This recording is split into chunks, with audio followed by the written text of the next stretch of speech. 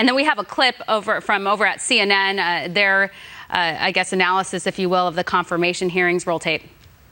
Judiciary Committee will begin the first of 4 days of hearings on the Supreme Court nomination of Judge Amy Coney Barrett.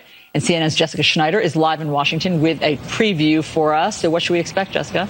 Well, Allison, this confirmation hearing is set to be an unprecedented hybrid, with some senators appearing in person, others appearing virtually, like vice presidential candidate Kamala Harris.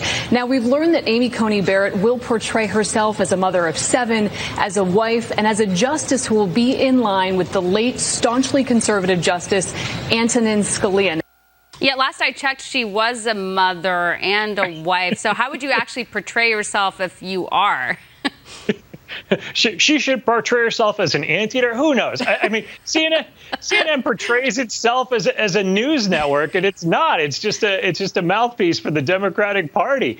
How else should she portray herself? It's funny, though, when they talk about it on the other side, they don't talk about the Democrats questioning her, trying to portray her as anything. They're not trying to portray her as this person who's going to bring this far right agenda into the courts. Of course, that's what the Democrats try to portray her are, but she is a wife. She is a mother. These are things she actually is. It's not a portrayal. The big act is watching the Democrats try to bring in the Biden campaign talking points during her confirmation hearings. Yeah, it's pretty absurd. And as you know, the election's just a few weeks away here. And over at NBC, the spin machine continues. And apparently they're saying that Trump is stoking fear. Well, actually, 64% of his supporters are hopeful.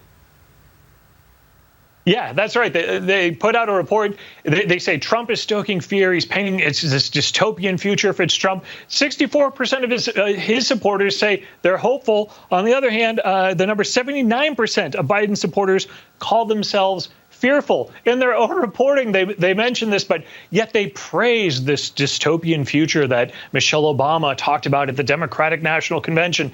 And they portray the dark future that they have with Trump. But it looks like it's the Biden voters that are fearful. The Trump voters, they're optimistic and looking forward to the future.